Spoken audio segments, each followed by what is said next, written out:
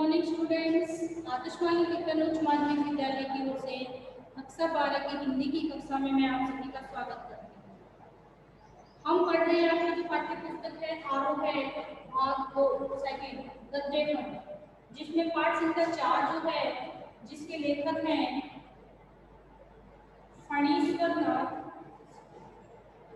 जिसके लेखक हैं फणीश्वर नाथ रेणु। फणीश्वर नाथ रेणु और इनका चैप्टर था आपके पहलवान की ढोलक, जिसके बारे में अपन ने कल आधा अध्ययन कर लिया था। आगे का जो है वो आज अपन अध्ययन करेंगे कि किस प्रकार से एक पहलवान जो है अपना कार्य करता है, ढोलक का उसके जीवन में क्या महत्व होता है। तो यहाँ जो आपका पहलवान था उसका वास्तविक नाम था लुटन सिंह, जो श्यामनगर के राजा के दरबार में राज पहलवान था। और वही जो है वो अपने कई प्रतिद्वंदियों को परास्त करता है और इसीलिए उसे राज दरबार के पहलवान की राज पहलवान का जो पद था वो उसे मिला था। अब उसका कहना ये था कि मेरा गुरु कोई नहीं बल्कि ढोलक की जो थाप थी, जिसमें अलग अलग जो है वो आपको दिए गए थे, कल बताए भी थे कि उसकी आवाज को सुनकर के ही उसमें एक नए उत्साह और शक्ति का संचार होता है, जिससे वो सामने वाले अपने प्रतिद्वंदी को परास्त करता है। और जिस व्यक्ति को परास्त करता है शुरुआत में, जिसे शेर का बच्चा कहा गया था, जिसका नाम था चांद सिंह, उसे उसने परास्त किया। फिर मिट्टी के शेर जो है लुटन सिंह पहलवान को उपाधि दी गई। और अब जो है राजा की मृत्यु हो चुकी थी, यहाँ तक अपन ने पढ़ा। नया राजकुमार आया है जो कि परिवर्तन कर रहा है। तो आप जो है आपके पेज नंबर 114 है बुक में, उसे निकालिए और फर्स्ट ही पैराग्राफ है, किंतु उसकी शिक्षा दीक्षा सब किए कराए पर एक दिन पानी फिर गया। वृद्ध राजा स्वर्ग से भाग गए। नए राजकुमार ने विलायत से आते ही राज्य को अपने हाथ में ले लिया। राजा साहब के समय शिथिलता आ गई थी, एकदम निष्क्रिय से हो गए, तो रुक गए। राजकुमार के आते ही मूड हो गए। बहुत से परिवर्तन हुए और उन्हीं परिवर्तनों के चपेट में पड़ा पहलवान। दंगल का स्थान घोड़े की रेस ने ले लिया। दंगल यानी जहाँ कुश्ती की जाती थी, उसका स्थान किसने ले लिया है? घोड़े की रेस ने ले लिया। पहलवान तथा दोनों भावी पहलवानों का दैनिक भोजन वे सुनते ही राजकुमार ने कहा, तेरी बिना हटा। नए मैनेजर साहब ने कहा, पहलवान को साफ जवाब मिल गया, राज दरबार में उसकी आवश्यकता नहीं, उसको गिड़गिड़ाने का भी मौका नहीं दिया गया। उसी दिन वह ढोलक कंधे से लटकाकर अपने दोनों पुत्रों के साथ अपने गांव में लौट आए और वहीं रहने लगा। गांव के एक छोर यानी किनारे पर गांव वालों ने एक झोपड़ी बांध दी। वहीं रहकर गांव के नौजवानों और चरवाहों को कुश्ती सिखाने लगा। खाने पीने का खर्च गांव वालों की ओर से बंधा हुआ था। सुबह शाम वह स्वयं ढोलक बजाकर अपने शिष्यों और पुत्रों को दाव पेच वगैरह सिखाया करता था कि किस प्रकार से कुश्ती करनी चाहिए, क्या दाव उसमें खेलने चाहिए और किस दाव से बचने के लिए कौन सा उपाय करना चाहिए। गांव के किसान और खेतिहर मजदूर के बच्चे भला क्या खाकर कुश्ती सीखते। धीरे धीरे पहलवान का सूत्र खाली पड़ने लगा। अंत में अपने दोनों पुत्रों को ही वह ढोलक बजा बजाकर लड़ाता रहा, सिखाता रहा। दोनों लड़के दिन भर मजदूरी करके जो कुछ भी लाते उसी से गुजर होती थी, उसी से गुजारा होता था। अकस्मात गांव पर यह वज्रपात हुआ। वज्रपात वज्रविंद्र का हथियार है जिसकी बात से कोई नहीं बच सकता। तो गांव पर भी क्या रही, अचानक से मुसीबत आई, वज्रपात। पहले अनावृष्टि, फिर अन्न की कमी, तब मलेरिया और वजह ने मिलकर गांव को ढूंढना शुरू कर दिया। गांव प्राय सूना हो चला था, घर के घर खाली पड़ गए। रोज 2-3 लाशें उठने लगी, लोगों में खलबली मची हुई थी। दिन में तो कलरव, हाहाकार तथा मृत्यु विदारक भोजन के बावजूद भी लोगों के चेहरे पर कुछ प्रभाव दृष्टिगोचर होते। शायद सूर्य के प्रकाश में सूर्योदय होते ही लोगों का कांपते कूदते कतराते अपने अपने घोड़े से बाहर निकलकर अपने पड़ोसियों और आत्मियों को ठाटस देते थे। यानी किसी के साथी की, किसी के घर वाले की, किसी के परिजन की मृत्यु हो जाती थी तो आपस में एक दूसरे को सांत्वना दिया करते थे। अरे क्या करोगी रोकर बोलती, जो गया सो चला गया, वह तुम्हारा नहीं था। वह जो है उसको तो देखिए, जो चला गया है वो तुम्हारा नहीं है, और जो बचा हुआ है उसको तुम देखो, उसी को संभालो।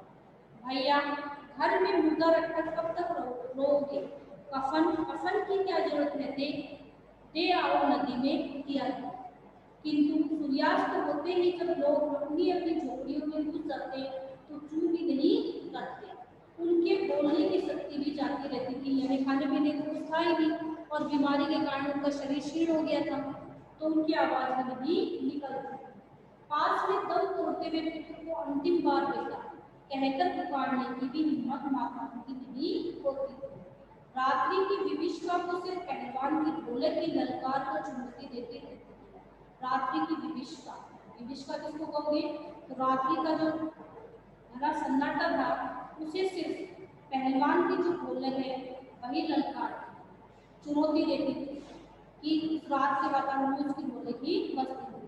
पहलवान संध्या से सुबह तक, शाम से लेकर के सुबह तक, चाहे जिस ख्याल से ढोलक बजाता हो, किंतु गांव के अर्धमृत औषधि उपचार पथ्य विहीन यानी रोगी की देखभाल नहीं हो रही।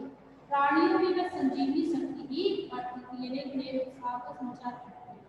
बूढ़े बच्चे जवानों की शक्ति भी नाटकों के आगे दंगल का दृश्य नाचने लगता था। ऐसा लगता था जैसे कि पहलवान दूसरे पहलवान से कुश्ती के समय लड़ता है, उसी के समान हमें भी इस विपदा में उस विपदा से लड़ना चाहिए, उसका मुकाबला करना चाहिए।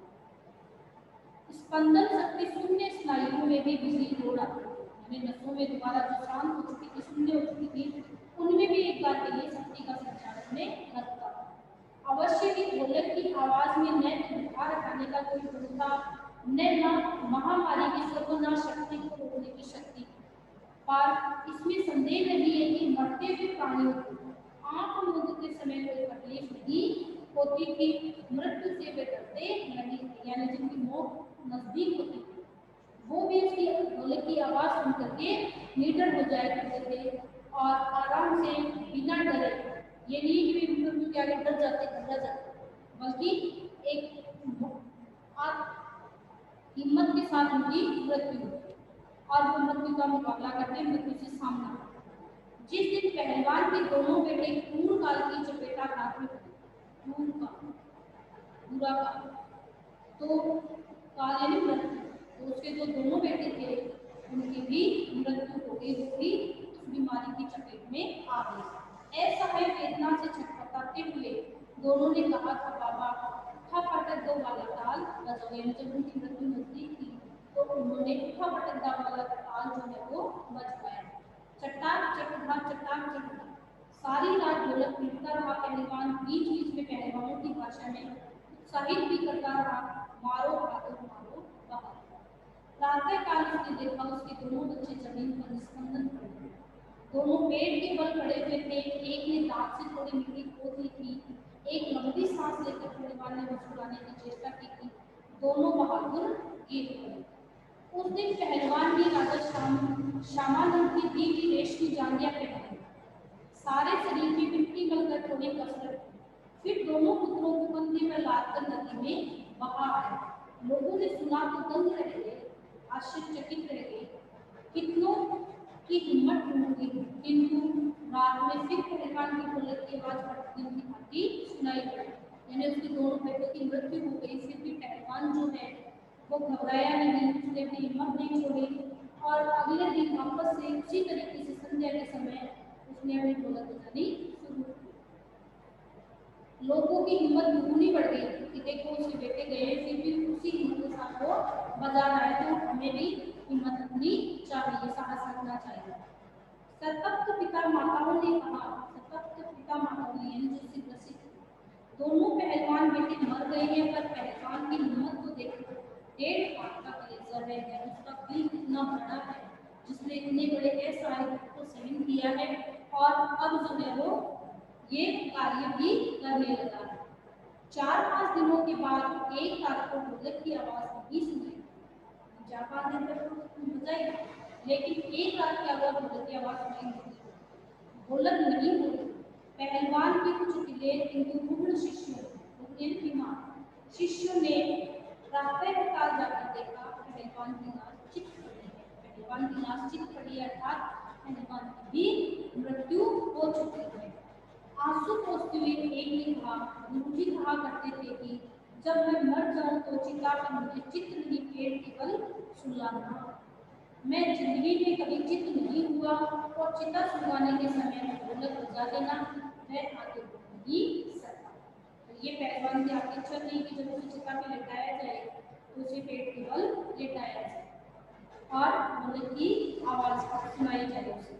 तो इस प्रकार से हमने देखा कि पहलवान जो है उसने किस प्रकार से जीवन भर अपनी पहलवानी की, राजा के आश्रम में रहा, कितने ठाट बाट से हो रहा, लेकिन जब राजा का बेटा राजकुमार विलायत से आया उसने घोड़े की रेस को दंगल के स्थान पर स्थान दे दिया और उसी परिवर्तन के दौरान उसे भी वहां से भेज दिया गया। उसका कच्चा पानी जो था सारा बंद कर दिया गया, गाँव में आके रहने लगा और उसके दोनों बेटे भी उसके साथ रहने लगे। उसी समय गाँव में महामारी फैली और जिसके कारण जो उसके दोनों बेटों की मृत्यु हुई और उसके ढोलक की आवाज से लोगों में नई संजीवनी शक्ति का विकास और संचार जो है वो हुआ करता था।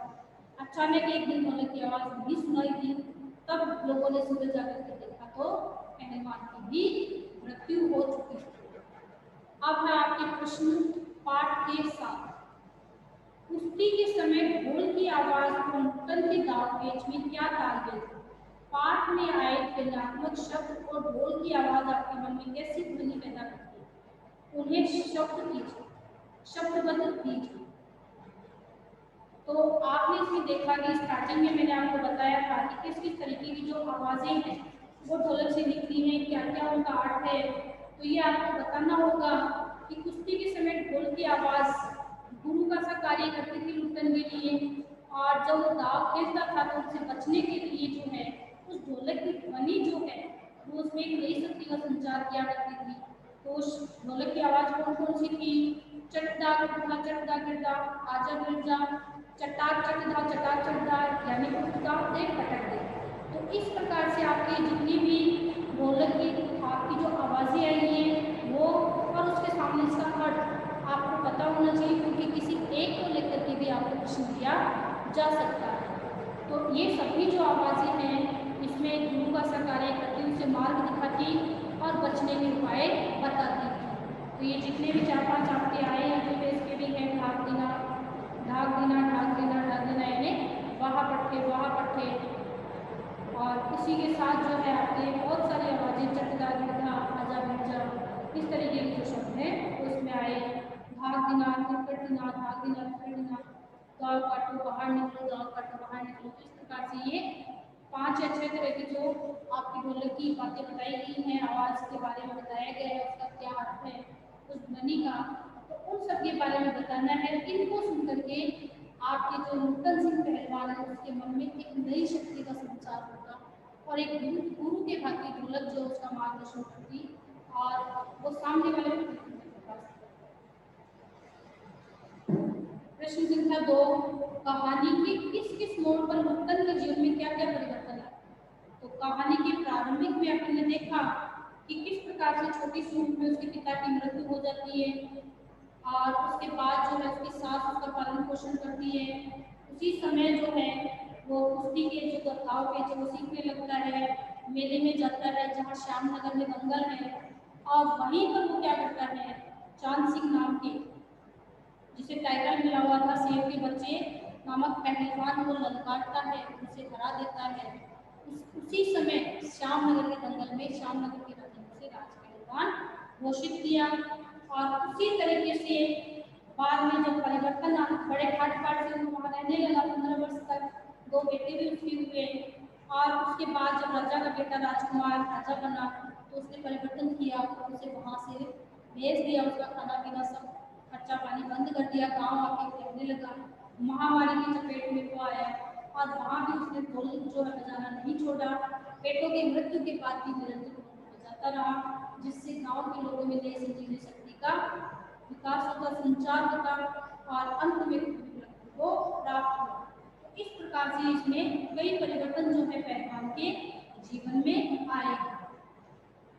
लुट्टन पहलवान ने ऐसा क्यों कहा होगा कि मेरा गुरु कोई पहलवान नहीं है, क्योंकि उसने कहीं जाकर के किसी अखाड़े में जाकर के कोई पहलवानी नहीं सीखी, बल्कि अपने आप ही अपनी कसरत से और ढोल की आवाज से भी उसने पहलवानी सीखी थी। और उसी ढोल के द्वारा जो आवाज आती थी, जो ध्वनि आती थी, उसी से उसे मार्गदर्शन मिलता है। गांव में महामारी फैलने और अपने बेटों के देहांत के बावजूद लुट्टन पहलवान ढोल क्यों बजाता रहा कि गांव के जो लोग हैं वो अपने आप को असहाय और कमजोर नहीं समझते, बल्कि उनके जीवन में नई शक्ति का संचार होता है और जीवन से लड़ने की जो ताकत है उनमें आती रहे। ढोलक की आवाज का पूरे गांव पर क्या असर होता है? ढोलक की आवाज का पूरे गांव पर क्या असर होता था कि जब उस आवाज को सुनते थे तो उनमें एक नया उत्साह, नया जोश आता था कि हमें इस विपदा के समय हार नहीं माननी है, बल्कि इससे लड़ते रहना है और लड़ करके आगे निकलना है। महामारी फैलने के बाद गांव में सूर्योदय और सूर्यास्त के दृश्य में क्या अंतर था? तो सूर्योदय के समय लोग सब उठते थे, चारों तरफ एक दूसरे को सांत्वना देते थे, देखते थे कि किसके परिजन की क्या मृत्यु हुई है, उसकी सांत्वना देते, उससे मिलते जाकर के। लेकिन जैसे सूर्यास्त होता, शाम का समय होता है, एकदम सन्नाटा छा जाता है, धूम चपट की आवाज भी नहीं आती और किसी में बोलने तक की ताकत भी नहीं रहती थी। और उसी दौरान जो है कई लोगों की मृत्यु भी हो जाया करती। कुश्ती या दंगल पहले लोगों राजाओं का प्रिय शौक हुआ करता था। पहलवानों को राजा या लोगों के द्वारा विशेष सम्मान दिया जाता था। ऐसी स्थिति अब क्यों नहीं है? क्योंकि आज जो है लोग पाश्चात्य संस्कृति का अनुसरण कर रहे हैं, विदेशों की तरफ भाग रहे हैं। जिस प्रकार से राजा के पुत्र ने क्या किया था कि दंगल के स्थान पर घोड़े के रेस में भाग लिया, इसकी जगह अब किन खेलों ने ले ली है? तो इसकी जगह बहुत सारे खेल हम देखते हैं, घोड़े की रेस है, बाकी कई आपके जो WWF है वो है, तो बहुत सारी ऐसी चीजें हैं जिन्होंने उनका स्थान ले लिया, जो हम बता सकते हैं कि जो आजकल इलेक्ट्रॉनिक साधन है उनसे भी चलने लगी है। कुश्ती को फिर से प्रिय खेल बनाने के लिए क्या क्या कार्य किए जा सकते हैं?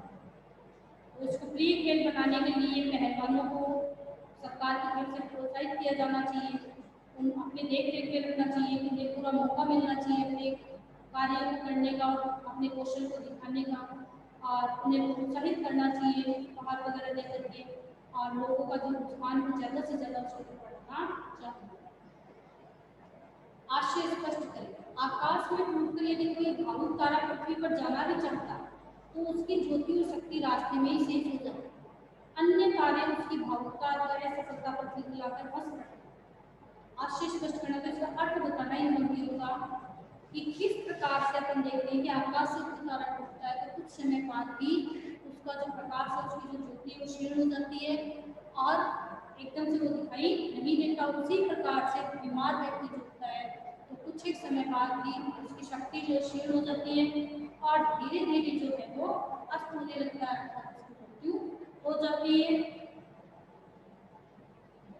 पाठ में अनेक स्थलों पर प्रकृति का मानकीकरण किया गया है। पाठ में ऐसे है सुनिए, स्पष्ट कीजिए। 9 वाला क्वेश्चन नहीं करना है, तो 1 से लेकर के 8 तक के जो प्रश्न है पाठ के साथ, इन सभी के उत्तर जो है आपको अपनी नोटबुक में करने हैं। अब है पाठ के आसपास। पाठ में मलेरिया और हैजे से पीड़ित गांव की दयनीय स्थिति को चित्रित किया गया है। आप ऐसी किसी अन्य आपदा स्थिति की कल्पना करें कि आप ऐसी स्थिति का सामना कैसे करें, तो ये क्वेश्चन आपको नहीं करना है। ढोलक की थाप मृत गांव में संजीवनी शक्ति भरती थी। कला से जीवन के संबंध को ध्यान में रखते हुए चर्चा कीजिए। तो इसमें आपको करना है कि ढोलक की थाप मृत गांव में संजीवनी शक्ति भरती थी, कला से जीवन के संबंध को बताइए, ध्यान में रखते हुए बताइए, चर्चा नहीं करनी है, बताइए। यानी ये क्वेश्चन जो है वो आपको करना है कि किस प्रकार से ढोलक की थाप के गांव के लोग जो हैं उनमें एक नई शक्ति का संचार होता है, उन्हें जीवन जीने की चाह जाती है, विपदाओं से लड़ने का, मुकाबला करने का जो शक्ति है वो उन्हें आती है। चर्चा करें कलाओं का अस्तित्व व्यवस्था का मोहताज नहीं। 3 वाला नहीं करना है आपको। तो इस प्रकार से जो है दूसरा जो प्रश्न है पाठ के आसपास में ये आपको करना है। तो ये जो है आपके 9 प्रश्न हुए जो आपको अपने नोटबुक में करने हैं। पाठ के साथ वाले में 8 और पाठ के आसपास वाले में सिर्फ सेकंड प्रश्न जो है वो आपको करना है। तो इन सभी प्रश्नों के उत्तर जो है आप अपनी नोटबुक में कर लें और साथ ही जो है आप अपनी नोटबुक यहाँ लेकर के आए, चेक करवाए और उसके बाद लेके जाए। और पार्ट 1 और 2 को टेस्ट के लिए अच्छे से तैयार कर लें क्योंकि अगले सप्ताह जो है आपका टेस्ट होगा। धन्यवाद।